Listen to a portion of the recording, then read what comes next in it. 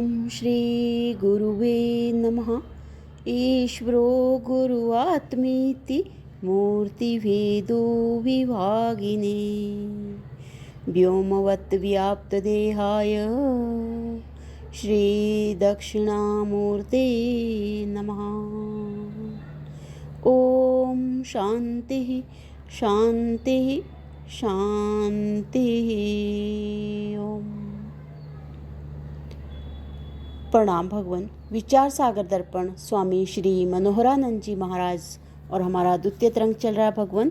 द्वितीय तरंग में जो जिज्ञासु की यहाँ पे संसार के मिथ्यापने में शंका है उसी को ही आगे कंटिन्यू करते हुए, तो इसका जो शंका का जो लास्ट पार्ट है, पहले तो जिज्ञासु ने बोला कि भाई किसी वस्तु को जो मिथ्या सिद्ध करने के लिए जो है वो 5 कारणों की आवश्यकता पड़ती है।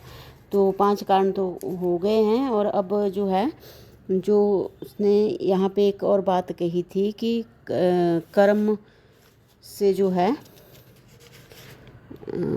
कर्म से मोक्ष, कि भाई ये ऐसे ऐसे कर्म करेंगे और काम्य कर्म भिन्न भिन्न कामनाओं से किए जाते हैं जिनसे हमें किसी लोक इत्यादि की प्राप्ति हो, वे हम नहीं करेंगे और शेष बाकी जो प्रारब्ध कर्म हैं उनको हम इसी जन्म में भोग लेंगे।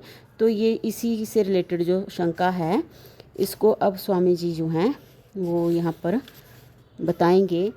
तो स्वामी जी यहाँ पे बता रहे हैं कि और जो तुमने कर्म के मोक्ष का प्रतिपादन करते हुए कहा, मुमुक्षु पाप कर्म और साकाम कर्मों को छोड़ दे जिससे उसको नीच लोक अथवा उत्तम लोक की प्राप्ति नहीं होगी, और नित्य नैमित्तिक कर्मों को नहीं करने से जो पाप लगता है वह उनके करते रहने से नहीं लगेगा। इस जन्म में अथवा इससे पहले के जन्मों में जो पाप किए हैं उनका साधारण और असाधारण प्रायश्चित करने से नाश हो जाएगा, तथा पहले किए हुए जो साकाम कर्म हैं उनके फल की इच्छा छोड़ देने से उनका फल मिलेगा नहीं। इस प्रकार आत्मा के ज्ञान के बिना ही जन्म का अभाव रूप मोक्ष मिल जाएगा। इस प्रकार आत्मा के ज्ञान के बिना ही जन्म का अभाव रूप मोक्ष मिल जाएगा। सो तुम्हारा यह कहना भी, हाँ ये ऊपर शंका ही आई है, तो अब स्वामी जी यहाँ पे कह रहे हैं कि ये जो तुम्हारा ये कहना है ये भी जो है वो ठीक नहीं है, क्योंकि नित्य नैमित्तिक कर्मों का भी स्वर्ग रूप फल है। यह बात भाष्यकार स्वामी श्री शंकराचार्य जी महाराज ने युक्ति और प्रमाणों से सिद्ध की है। इसलिए नित्य नैमित्तिक कर्मों को करने से उत्तम लोकों की प्राप्ति तो होगी परंतु मोक्ष नहीं हो सकता। और यह जो तुमने कहा कि नित्य नैमित्तिक कर्म हम नहीं करने से पाप लगता है, नित्य नैमित्तिक कर्म नहीं करने से पाप लगता है, इसलिए उस पाप को हटाने के लिए नित्य और नैमित्तिक कर्म करने चाहिए। सो ठीक नहीं, क्योंकि नित्य नैमित्तिक कर्मों का नहीं करना यह एक प्रकार का अभाव है और पाप का उत्पन्न होना एक प्रकार का भाव है। गीता भगवान ने गीता के दूसरे अध्याय में कहा है, ना अस्तो विद्यते भावा, ना अस्तो विद्यते भावा, यानी कि अभाव से कभी भाव की उत्पत्ति नहीं होती। इससे यह सिद्ध हुआ कि नित्य नैमित्तिक तथा नैमित्तिक कर्मों का फल पाप की अनुत्पत्ति नहीं है, किंतु उनका स्वर्ग इत्यादि फल है, ना कि मोक्ष। और जो तुमने यह कहा कि पहले जन्मों के साकाम कर्मों के फल की इच्छा को छोड़ देने से उनका फल नहीं मिलेगा, सो भी ठीक नहीं है, क्योंकि यदि इच्छा के नहीं रहने से ही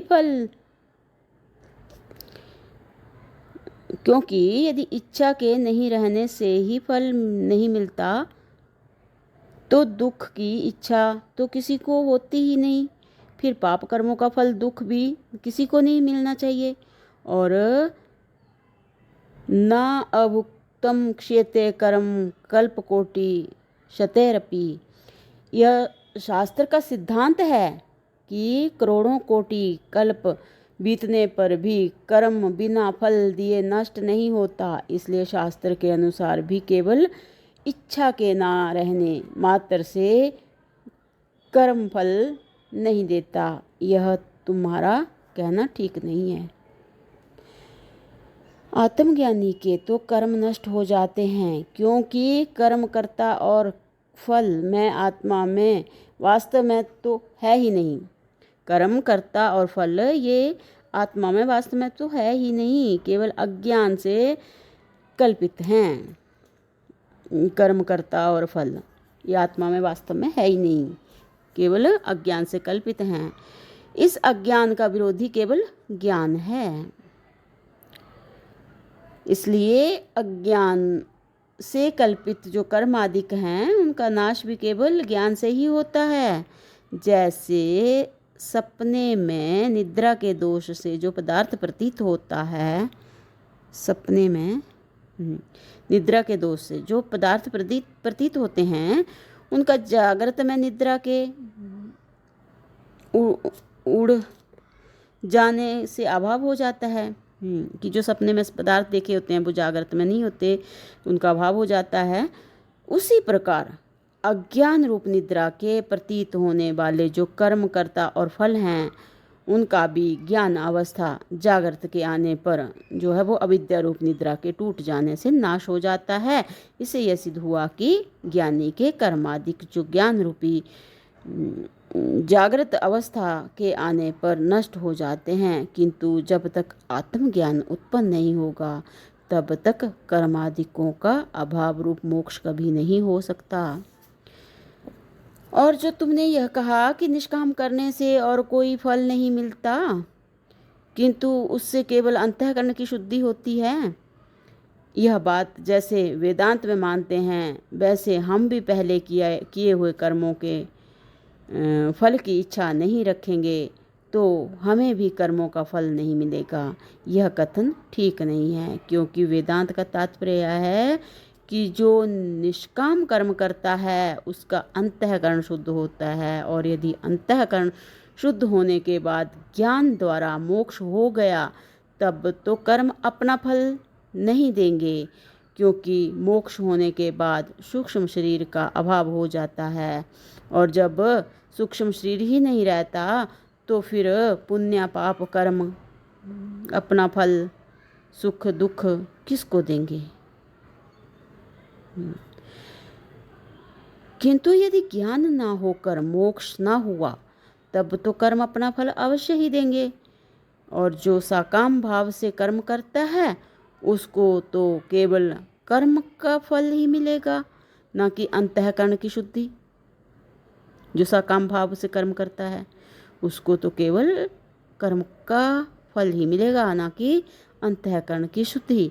इससे यह सिद्ध हुआ कि मोक्ष केवल ज्ञान से ही हो सकता है, ना कि कर्म से, क्योंकि निष्काम कर्म अंतःकरण की शुद्धि द्वारा ज्ञान प्राप्त करवाकर परंपरा से मोक्ष के साधन बन सकते हैं, किंतु मोक्ष का साक्षात साधन तो केवल ज्ञान ही है।